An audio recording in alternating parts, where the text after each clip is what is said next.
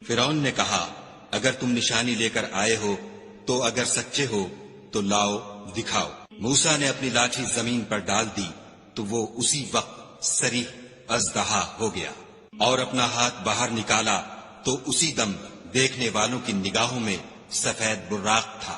تو قوم فرعون میں جو سردار تھے وہ کہنے لگے کہ یہ بڑا علامہ جادوگر ہے، اس کا ارادہ یہ ہے کہ تم کو تمہارے ملک سے نکال دے، بھلا تمہاری کیا صلاح ہے؟ انہوں نے فرعون سے کہا کہ فی الحال موسیٰ اور اس کے بھائی کے معاملے کو موقوف رکھیے اور شہروں میں نقیب روانہ کر دیجیے کہ تمام ماہر جادوگروں کو آپ کے پاس لے آئیں۔ چنانچہ ایسا ہی کیا گیا اور جادوگر فرعون کے پاس آ پہنچے اور کہنے لگے کہ اگر ہم جیت گئے تو ہمیں صلہ عطا کیا جائے۔ فرعون نے کہا ہاں ضرور، اور اس کے علاوہ تم مقربوں میں داخل کر لیے جاؤ گے۔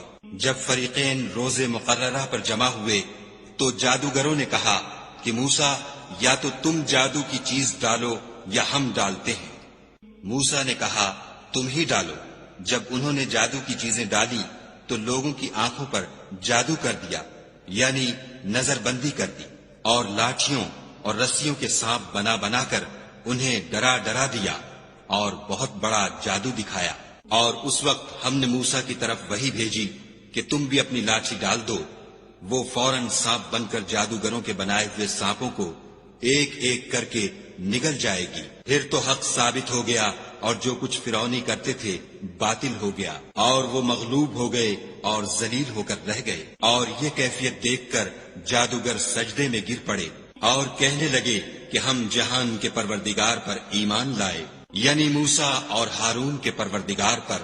فرعون نے کہا کہ پیشتر اس کے کہ میں تمہیں اجازت دوں تم اس پر ایمان لے آئے، بے شک یہ فریب ہے جو تم نے مل کر شہر میں کیا ہے تاکہ اہل شہر کو یہاں سے نکال دو، سو ان قریب اس کا نتیجہ معلوم کر لوگے۔ میں پہلے تو تمہارے ایک طرف کے ہاتھ اور دوسری طرف کے پاؤں کاٹ دوں گا، پھر تم سب کو سولی چڑھا دوں گا۔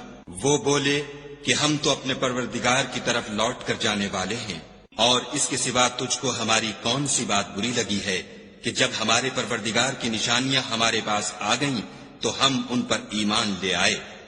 اے پروردگار ہم پر صبر و استقامت کے دہانے کھول دے، اور ہمیں ماریو تو مسلمان ہی ماریو۔